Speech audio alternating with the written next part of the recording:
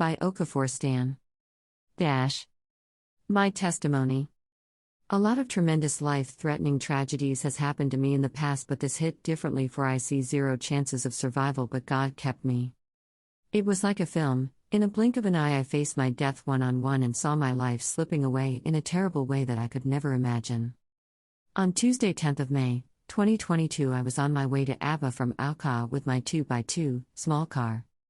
I followed my favorite route, Humans, OsazuwaAkonedo Aba, because I know get strength for the happening in emo state.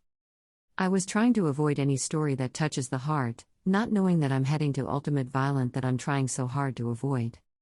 Because this is the road that I prefer to travel with all the time, and same road was what I routed back to Anambra on Saturday, 3 days before the incident.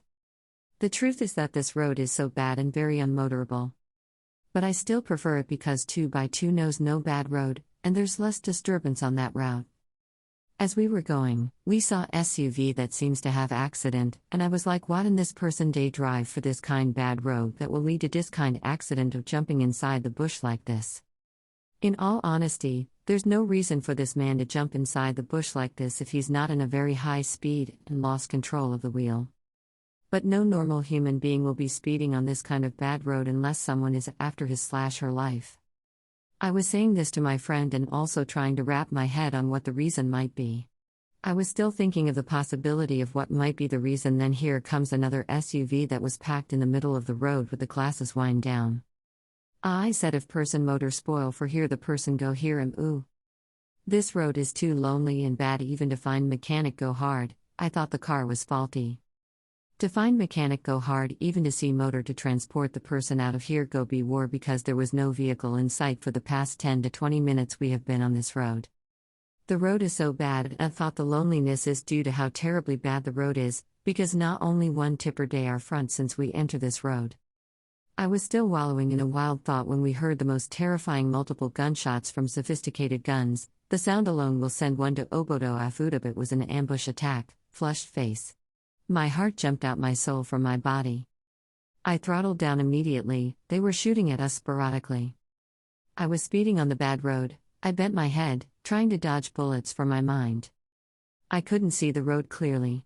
So the car was jumping the potholes and swaying from left to right to left in a full speed. When I raised my head, I saw them massively trooping out the bush with their rifles, shooting at us with so much energy.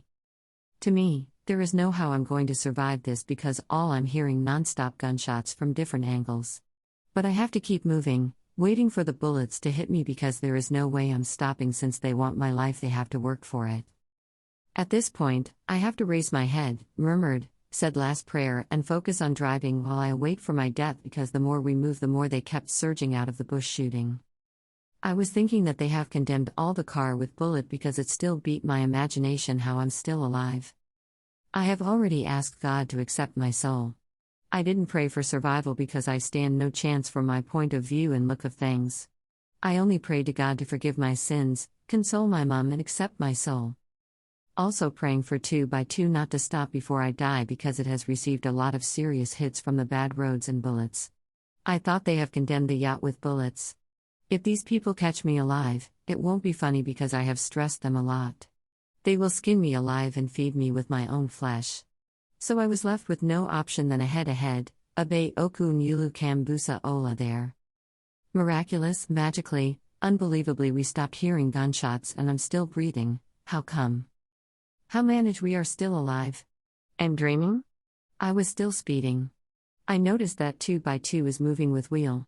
That the tire don burst since. The tipper people waved at us to pull over, that we are safe now. We don't reach where there are houses. So I managed to pull over. One of them dragged me out of the steering and gave me a very tight hug. While praising my bravely and driving skills, no bravery and skills? Go like shot up, and thank God, I said in my mind. My body day shake. I was shivering because I can't just believe what happened and why I'm still breathing and unharmed. It was a war zone back there, and where all those bullets went to, because the car only absorbed about 6 bullets out of countless magazines they emptied on top their papa head. They carried us to Okigwe town. Asked if I have spare tire. I sent some people to go get 2x2, voluntarily. They came back and it was around 7 p.m. They asked me to lodge at Okigwe, calm my nerves and continue my journey in the morning. I thank them for their support and kindness, buy us some drink and goat meat, give them some money in appreciation, and continue my journey. I got to Ava around 8 p.m. Meanwhile, my mother and Lily Okafor was calling me back to back. We are so bonded that whenever I'm in danger they feels it. This my story with Fulani herdsman. It's not of he that willeth or runneth but of God that showeth mercy. I'm product of grace and mercy. I will be going to Thanksgiving tomorrow being Sunday 22nd of May 2022 at the Christ the King Parish Iswanioka. You are all invited to celebrate with me for the gift of life.